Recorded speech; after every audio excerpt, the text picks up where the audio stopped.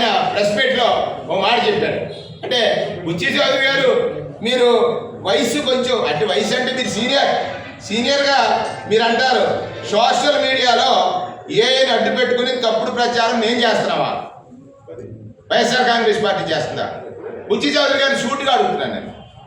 మీరు మీ ప్రెస్ మీట్లో చాలాసేపు మాట్లాడారు. ప్రధానమైనటువంటి అంశం ఏంటంటే సోషల్ మీడియాని అడ్డు పెట్టుకుని సోషల్ మీడియా ఏఐని అడ్డు పెట్టుకుని తప్పుడు ప్రచారం గోబుల్స్ ప్రచారం చేస్తున్నారు. మీరు మొన్న మీ హోంమంత్రి గారు ఒక వీడియో ప్రదర్శించారు. బుచ్చి చౌదరి గారు చూడండి. ఎవరైతే ఇక్కడ అనంతపూర్ దగ్గర జనసేనకు సంబంధించినటువంటి ఒక వ్యక్తి పేరేంటిది, జనసేనకు సంబంధించిన వ్యక్తి వాళ్ళ వదిలి గారిని గెంటేస్తే కడుపు తన్నాడు, వైఎస్ఆర్ ఎంత దుర్మార్గులుగా ప్రచారం చేశారు. ఆయన పేరు దేవరాజ్ అనే వ్యక్తి. మరుసటి రోజు తేలిందేంటి ఆయన జనసేన వాళ్ళని కదా. వాళ్ళ ఆ చెల్లి వచ్చి చెప్పింది, మా అన్నయ్య జనసేన, ఎప్పుడు పవన్ కళ్యాణ్ గారి ప్రొఫైల్ పిక్స్ ఉంటాయి, పవన్ కళ్యాణ్ గారి స్టేటస్ ఉంటాయి, ఆయన చేతి మీద టాటూ కూడా వేయించుకున్నాడని చెప్పారు. ఎవరు వాడారు?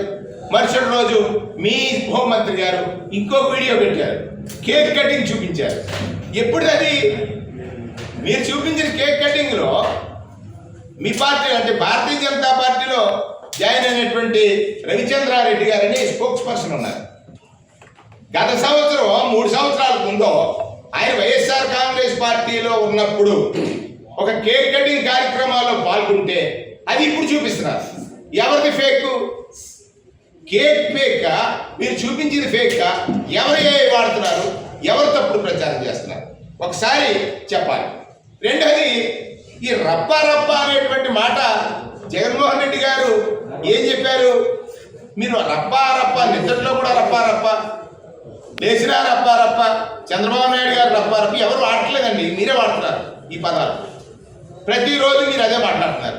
ఆయన ఏమంటారంటే మీరు రప్ప అని గొర్రెలు నరుకుతారు, మనుషుల్ని కూడా చంపుతామని హామీలు ఇస్తున్నామట. చిరునవ్వుతో ఆయన జగన్మోహన్ రెడ్డి గారు చూస్తున్నారు. మీకు చూసారా ఆయన చిరునవ్వులు వేడేది? ఆయన ఏంటని చెప్పాడా అంటే మేము అధికారంలో ఉన్నాం, రప్ప చేస్తే మీ పరిస్థితి ఏంటి, మీ బతుకులు ఏంటి, మీరు రోడ్డు మీద తిరగలరా? ఇది వారు అన్నది. మేము రోడ్డు మీద తిరగలేము అంటే అధికారం ఇచ్చింది రప్ప చేయడానికి కాదండి. మీరు ఎంత సీనియర్ కదా, 83 నుంచి రాజకీయాల్లో ఉన్నారు. రోజు ఏం మాట్లాడతారు మీరు? రాజ్యాంగబద్ధంగా రాజ్యాంగ విలువలకు కట్టుబడి, నైతిక విలువలకు కట్టుబడి రాజకీయాలు చేశారని చెప్తారు. మీ భాష ఏంటి? మీరు ఇంత సీనియర్ అయ్యి మీరు మాట్లాడుతున్న విధానం ఏంటి అంటే రోడ్డు మీద తిరగనవరా అంటే అధికారం ఉంది, మీరేం చేసినా చెల్లుద్దా? ఇప్పుడుగా చేస్తున్నారు కదా, ఫుల్గా ఇసుక, ఫుల్గా మట్టి, ఫుల్గా మద్యం, ఫుల్గా రేషను, ఇవన్నీ ఉన్నాయి కదా. ఒకసారి ఏదో ఛాలెంజ్ చేశారు. నేనేమంటానంటే మీ కళ్ళెదురుగుతున్న జరుగుతున్న తప్పులు, ఇసుక లారీలో 25 టన్నులు వెళ్ళాలి, 30 టన్నులు వేసుకెళ్తున్నారు. మరి ఆర్టీఓ అధికారులు మీకు ఏమి ఇస్తున్నారు చెప్పండి ఒకసారి?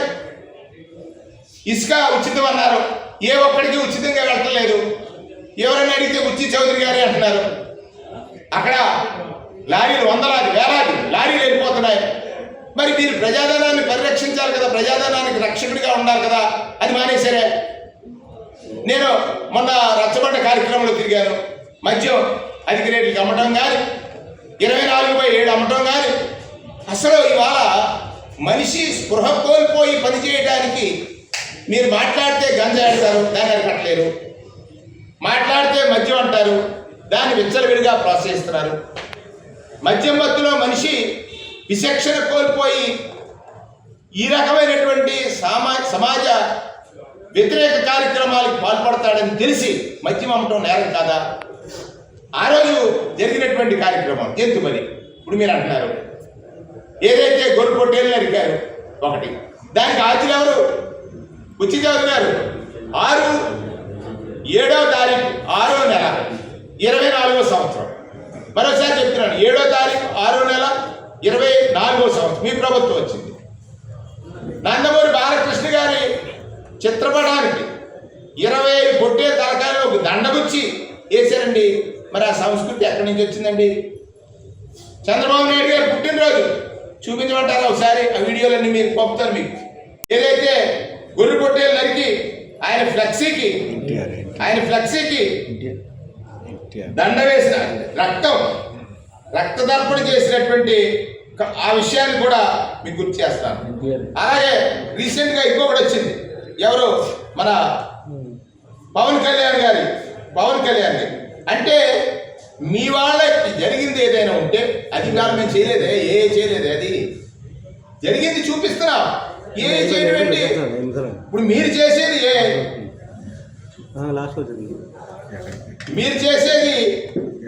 చూపించడం. ఈ టెక్నాలజీకి ఆద్యుడైనటువంటి మీ నాయకుడు ఎవరు? చంద్రబాబు నాయుడు గారు. ఇదిగో చూడండి, బుచ్చి చౌదరి గారు చంద్రబాబు నాయుడు గారి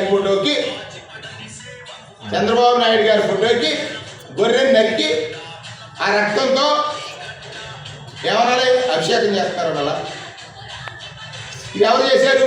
తెలుగుదేశం నాయకులే కదా. సార్ కనపడుతుందండి, సార్ జూమ్ చేయరు, ఆయన చూస్తాడు. అంటే మీకు అధికారం ఉంటే బెదిరించేస్తారా?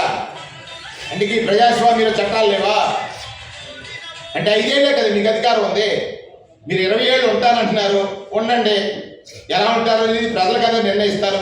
ఇదిగో పవన్ కళ్యాణ్ గారి ఫోటోకి ఇదొకరికి ఉందా? ఇది కూడా చూపించండి. బుచ్చి చౌదరి గారు చూడండి ఒకసారి. కాదు ఇది.